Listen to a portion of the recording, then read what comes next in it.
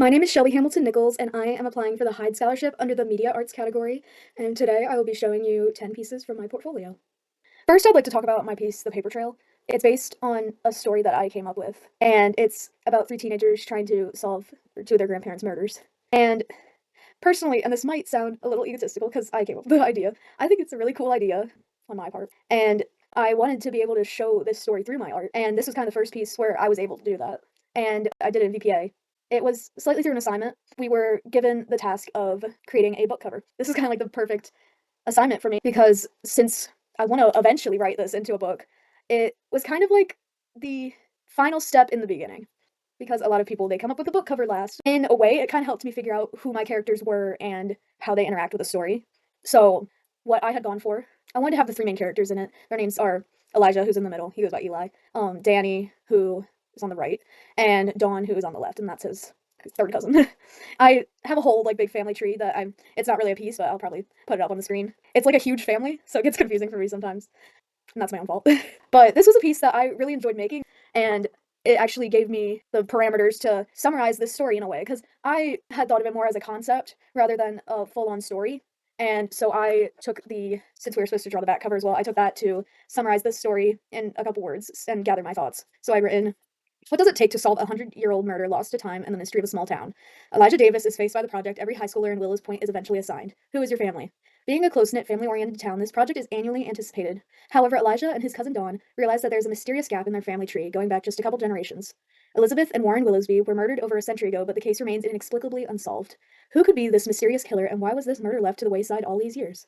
Elijah and Dawn are determined to bring the Willowsby killer to justice. Along with their friend Daniel, they'll search the town for clues, even if it means unearthing secrets from the past that were buried long ago. And then also, just because I think I'm funny, I put two little reviews at the bottom of it that says, a story of mystery, friendship, family, and secrets. The Paper Trail is a thrilling read that'll have you fall in love with its characters and keep you wanting more. From the Bookman.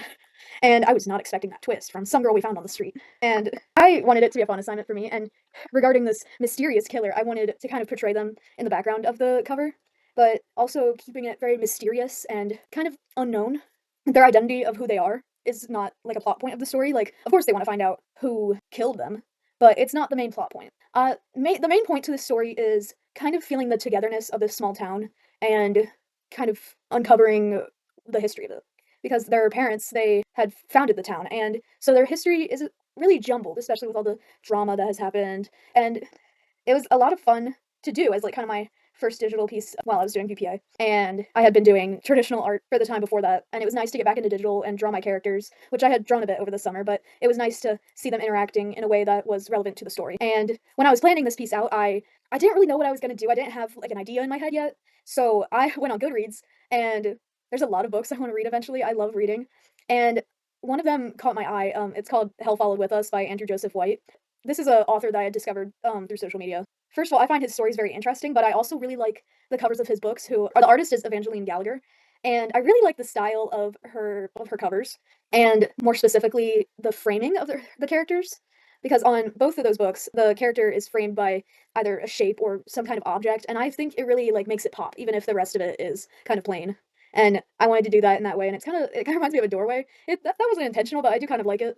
This was a really interesting piece to take on because it's not something I would usually do. I don't really do a lot of graphic design kind of level things. I'm more of an illustrator, which you'll see in my next couple pieces. But it was kind of nice to see how things will go together. I've had experience with it in the past, but it's not really something I'm familiar with, and it was interesting to see it blend together.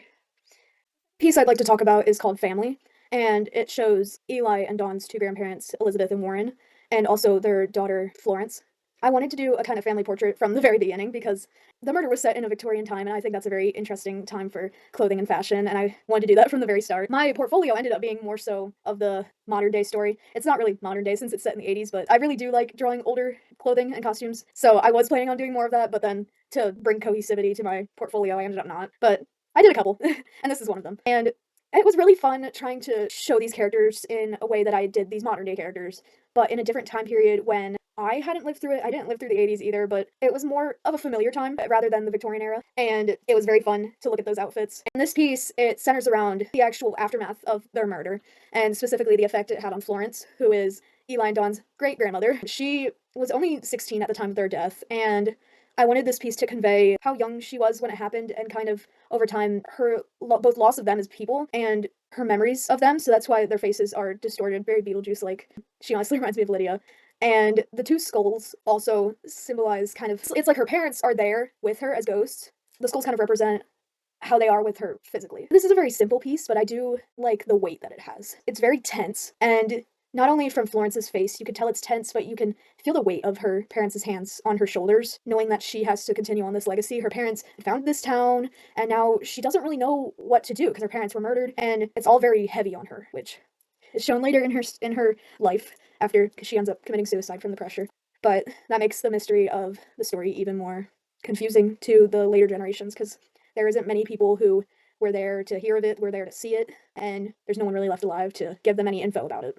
This last one, this third piece called Pen Fishing, it's a bit of a jump in time from the last one. The last one I did at the beginning of the school year, and this one was more so in the end of the school year, 2024. And so my change in art style is quite obvious. I returned to a kind of painting style of the background. In my other pieces, I kind of kept with more of a finished, like matte look.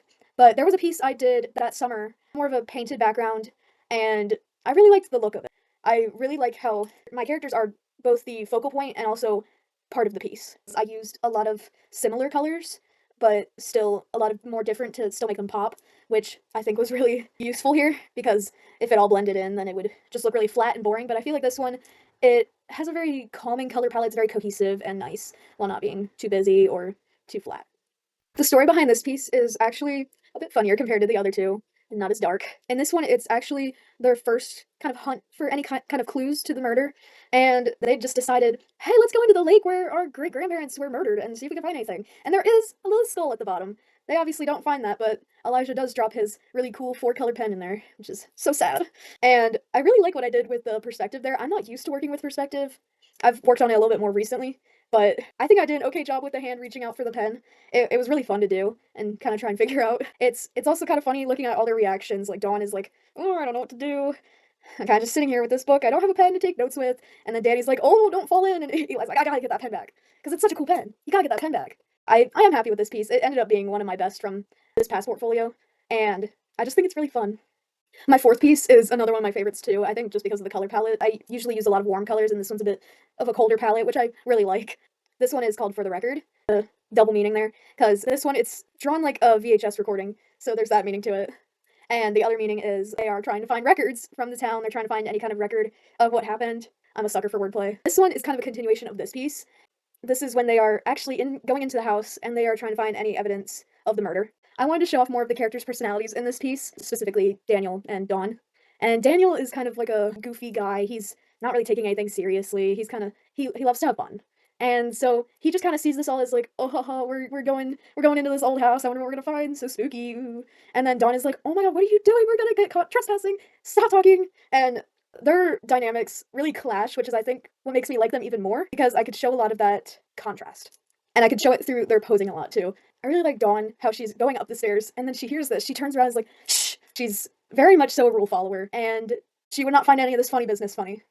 This actually made me think of a timeline for when all of this was happening, because all those old VHS recordings, they have a time and a date on them. I know this is going to take place in the 80s, but when, and when would this have happened? And based on my other pieces, what kind of season would it be? Like, what month would it be? So it kind of made me think about that in more of a real way.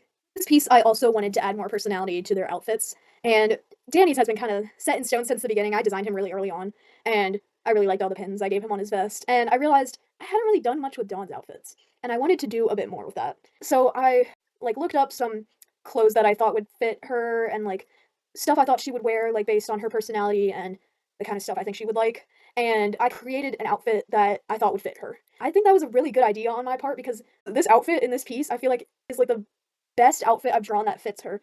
It's something I'm very proud of, and I really like that. The fifth piece is called Discussion at Davis's Diner. A lot of alliteration there.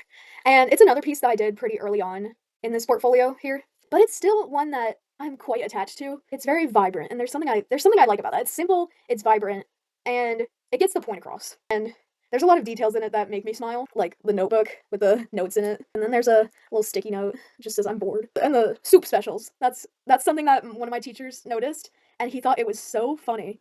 And honestly, it was just me being lazy because I didn't want to write anything else there. So I just put soup, soup, soup, soup, soup. But the piece itself, again, this kind of takes place after pen fishing and after For the Record. this is kind of where they're discussing what they found. They haven't actually found much yet. The big clue that they're gonna find is actually in the cottage in the background, which I kind of did a little foreshadowing with that, and again with the lake in the background. They're basically discussing like what they found in the house, what they found or didn't find in the lake, and like just anything they've heard around town. With this piece, I wanted to show the four main characters. I know I said there was three. There's technically a fourth. His name is Reese. He's Daniel's brother, half brother, and he's not really part of the team. He's kind of dragged along, like, oh, I have to hang out with my brother and I don't really want to, and he's doing this weird mystery thing. He's kind of like the unwilling participant.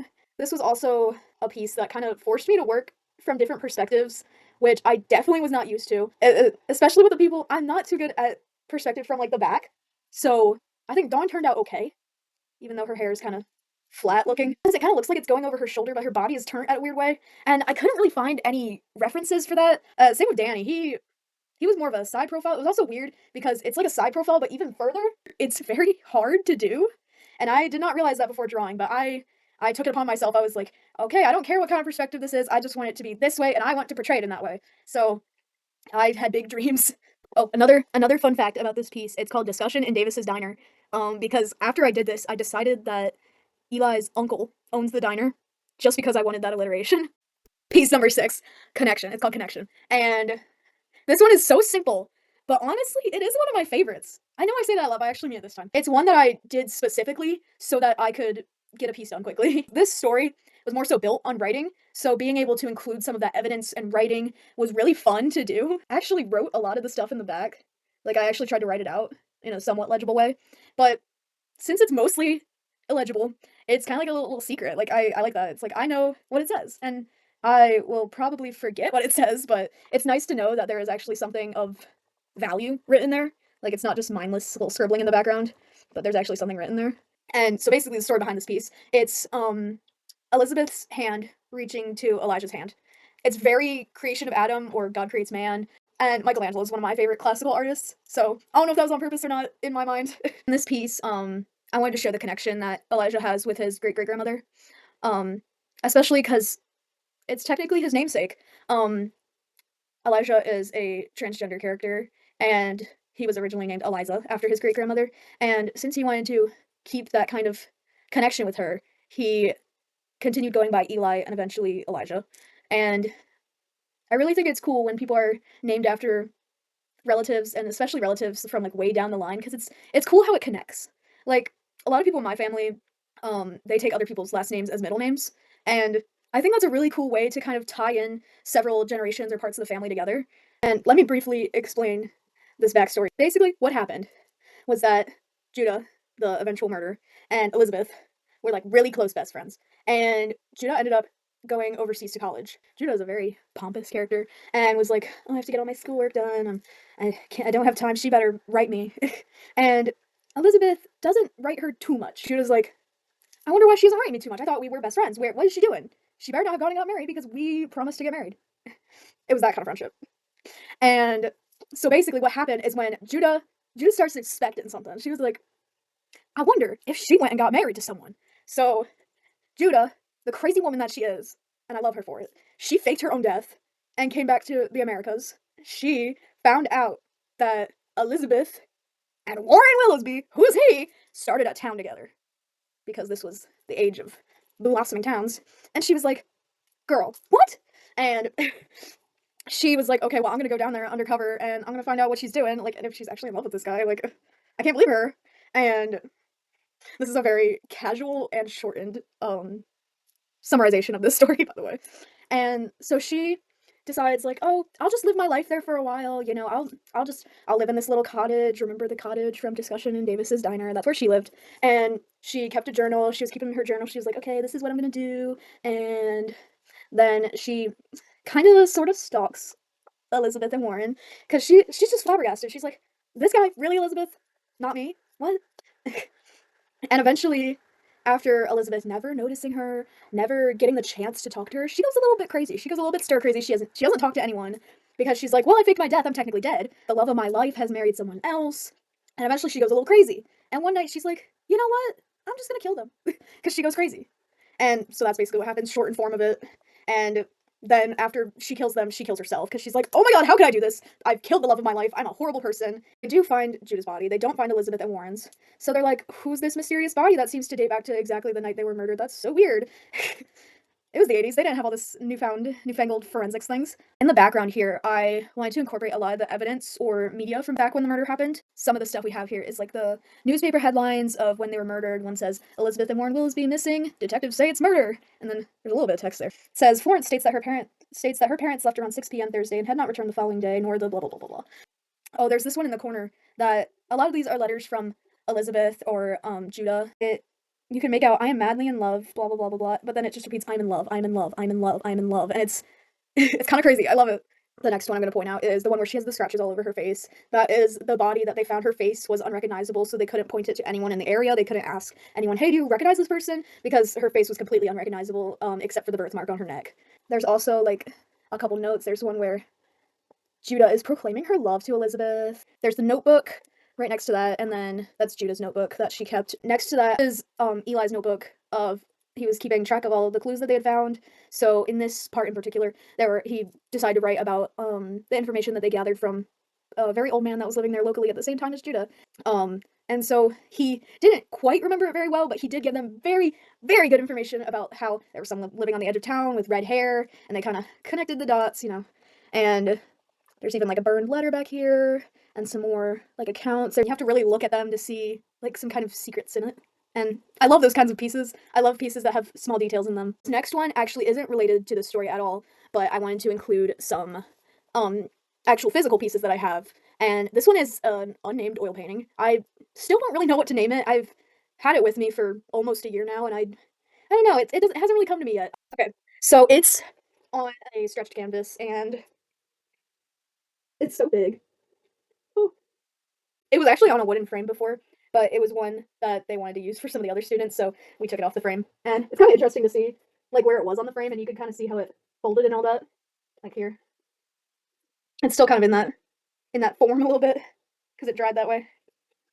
But it's a still life I did in oil, and I just was able to pick out a couple things and put them into a still life and kind of paint them with oils for the first time. I've never used oils before, and this is the first time using them, and it was really fun. Um, there were a couple things that one of my teachers helped me on, like some parts of the deer and the telephone, but a lot of it she had me do myself, and obviously I'm thankful for that because it's good experience. But I'm really proud of this, and I did another painting after it, but I didn't think it turned out too good. And this it's like my magnum opus of oil paintings, and just paintings in general that I've done because I just think it's so pretty. But I actually really liked oil paints. I didn't think I would, but they're really fun to work with. And again, I don't really have a story for this piece. It was just fun to work on, but in a way, it does kind of give me apocalyptic vibes, but more so like an old apocalypse where we've kind of reverted back on technology. I've been playing a lot of Fallout recently. Kind of reminds me of that with the old rotary telephone, um, and like the kind of vase too. It was supposed to be a clear vase, but I actually really liked how the colors on it turned out. It's very pretty. It's nice to branch out into new mediums. I find it fun. Again, I don't really have a lot to say about this piece. That was really fun to do. It was fun to branch out into a new medium that I've never used before, with some objects that I found interesting, especially that deer skull. Apparently, it was a real one too. I thought that was interesting too. Because I was like putting it on the table, and the teeth kind of moved a little bit. I was like, "Is this real?" And she was like, "Yeah." Ninth piece. The last one was the eighth piece. Like I said, it doesn't have a name. This ninth piece is called "A Reminder of a Hopeful Future," and I'm gonna give you some background on it before I actually show it. And I was really inspired because I had recently been seeing some like hopecore TikToks with some posts from Tumblr about like humanity and happiness. And with the way everything is going these days, it's really nice to see something that just reminds you that there's still a little bit of hope in the world and in humanity. And this one was actually this piece. I was given a prompt to do it, and it was to show emotions without explicitly stating it. And I really liked that challenge. And with having seen that recently, I wanted to portray that in a way that I found personally. And as I was seeing those, I also saw a lot of artwork that I thought kind of brought that out of me, like this piece or this piece. And I really liked a lot of the kind of star shapes, and a lot of the colors, and everything was very like warm and nice. It's kind of sad to be alive. Like every day you see something else sad has happened. And so I just like finding out that there's people who still have hope for us humans as a whole. And it's actually a bit of a 3D piece. It doesn't like to stay up very much, but you could kind of see it. It's two girls who joined in the middle. It's joined by a heart that's kind of like radiating, and it's two younger girls who, honestly, children. I both see no hope in the new generation and so much hope in the new generation, because sometimes I'm like, oh gosh, the kids can't read and they're like acting out in public, and then I'll see like two kids do something really nice, and then I'm like, okay, there's still a little bit of hope. And that children are so malleable. And that sounds really weird and kind of gross. Once we're adults, our beliefs are kind of set in stone, so it's harder for us to change. But as children, children will believe anything. They are constantly learning, and they're kind of the heart of the hope I have. And I put magnets on here because I was originally just going to glue this over all this writing, but I wanted to be able to see it and read it again. So I made it more like a box. And I kind of wanted to put a light in here, but I didn't know how to execute that. And when you open it up, it's kind of just like a collage of all this happiness, and I love it. Let me actually find my favorite one on here.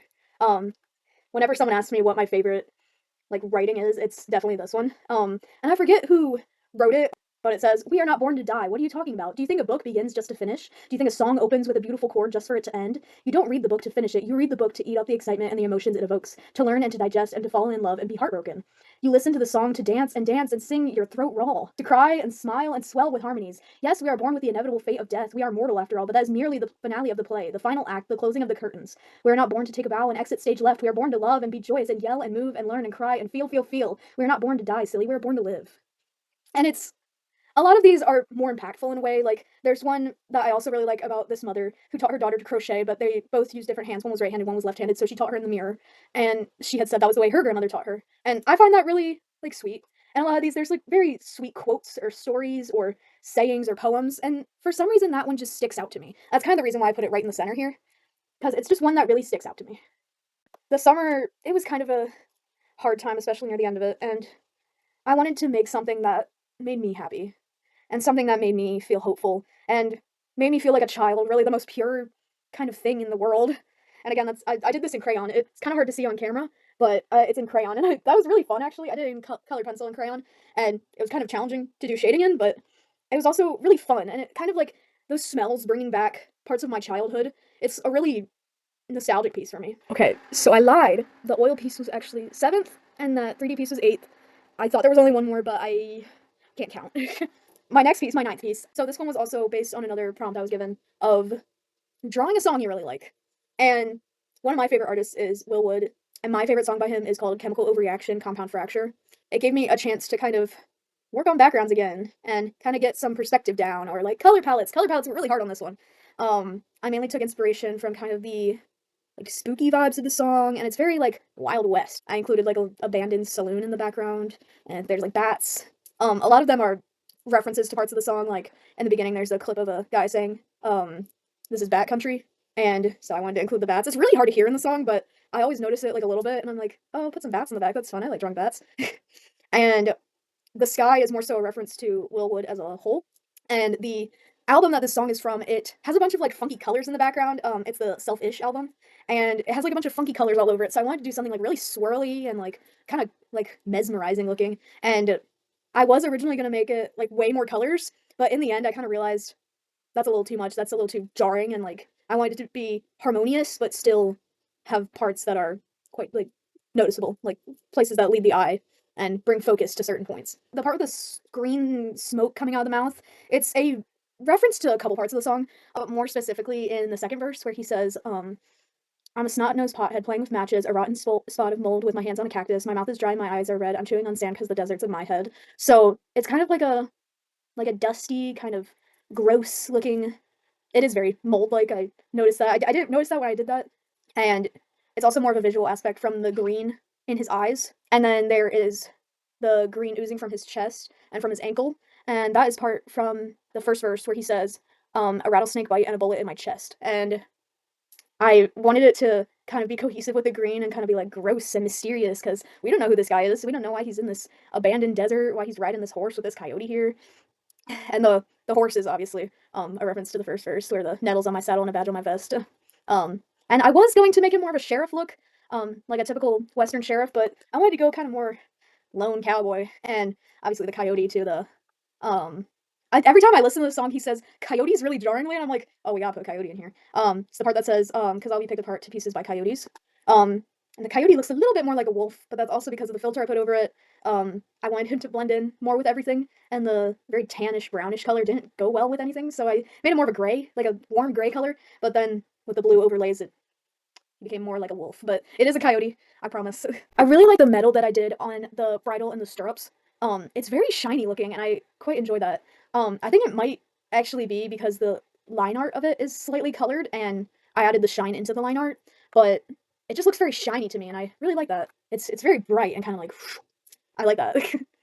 Overall, it was very hard, and if you ever looked at the speed paint of this, you would see it went through a lot of different colors, it went through a lot of different changes, but I'm actually very happy with how it turned out. I think the colors are very harmonious, and I'm very proud of what I did there. And it all looks very, like it came out a lot how I wanted it to, and I like that I've reached that point as an artist where what I see in my head, I can, translate it to the screen. Now finally is the 10th piece, which still doesn't have a name. I did this back in January, but I never named it. I'm sure I'll come up with a name for it eventually, but for now it will remain nameless. This is a piece that I'm very proud of. It was my first character piece of the year, and I decided I wanted to continue working with the characters from the paper trail. But this time I wanted to more so focus on the characters themselves and their relationships to one another. The theme that I kind of had for that was what connects us all or what brings us together. I love drawing my characters together, interacting, and having like a very nice time doing what they love or spending time with their family because I love spending time with my family. I love reflecting that in my art. It's something I love to do. I really wanted to show that here with something very whimsical and fun, like riding bikes or scooters or tricycles. I personally can't ride a bike, so relating a lot to Danny and Dawn there. But I had a lot of joy in making this piece. I also eventually learned how to use the perspective ruler in Procreate. I learned how to do it in the last piece, and I thought that came out pretty good. This one was a bit of a new challenge because it was a odd perspective, but I think it came out so good. This town is supposed to be like a small town in kind of like the Appalachia, Pennsylvania region. So I was looking at pictures of that. It's a very wooded area, and I felt like I hadn't really been showing that all too well. So I wanted to show that a lot more. I wanted to really play with the greenery in the town, and I wanted to show off the houses a little bit better too because my previous renditions, they all looked a little bit the same. So I wanted to add a lot of character to this town and show it in a way that I hadn't really before. I wanted to keep a lot of the same stuff. I wanted to keep the same layout, but show more that I hadn't really shown before. The houses from right to left, we have Eli's house, and then Eli's grandfather Vernon's house, and past that is Danny's friend's Beau's house, and then there's kind of like a townhouse kind of situation. I'm not sure who lives there. I have made some sort of a map, but it's not very good, and I haven't planned out all the characters that live there. I will at some point. It's already quite a star-studded cast of a family here. I am not much of a traveler, so basically all I had for reference of houses and anything like that is what I've seen around here and the few states that I've gone to. So it's nice to kind of see other things and some ideas of where this town is supposed to be, or around where it's supposed to be, and get some ideas off of that. Although I do think some of these are a little bit based on what I've seen, but that's my own bias sneaking in there. Because Grandpa Vernon's house it has aspects of my own grandpa's house. But I also think that's a nice aspect of this, though. I like to bring myself into a lot of my pieces, whether that's through my characters.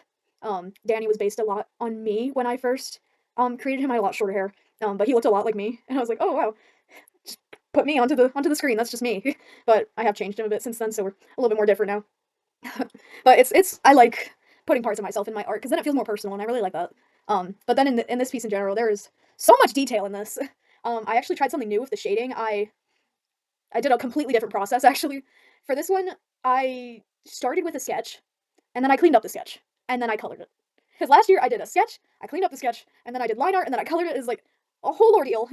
And this I feel like was just so much easier, and it looks a lot more finished in some way. The with the line art, it looked very blocky and unfinished and kind of amateur. And for this, I even put an overlay of the color layer on top of the sketch so that it would kind of look colored. I had even tried a new shading style with this.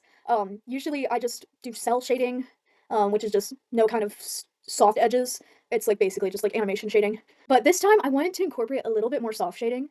So what I tried to do was I would start in areas that have a lot less light to them, and I would do a multiply layer over that and kind of just give it an overall darker look, and then put the darker shadows in it. And it's something I had seen from a lot of more professional artists, which I try to do anything that I think looks good on their art. I see it and I'm like, okay, how can I incorporate that into my art?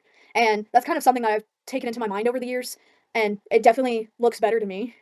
A lot of it, I think, it makes it have a more three-dimensional look, especially with the lighting and shadows. It's something that I've been wanting to have in my art, but not really being able to achieve, and I'm very happy with how it came out. It's something I never thought I would have been able to do.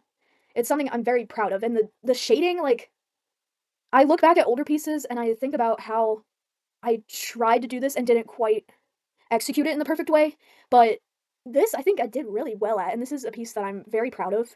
It took so long, but I'm very proud of it because it just feels like something it feels like what I imagine my art to look like is what I want my art to look like, and I'm very proud of this piece. I feel like I've just improved so much, and I'm very happy with where I'm at right now, and I'm very happy with my art. It's something that I put a lot of myself into and something I'm very passionate about. I hope you enjoyed hearing about my portfolio. Thank you so much for your time and for listening to me and considering me for this scholarship once you see this. Thank you so much.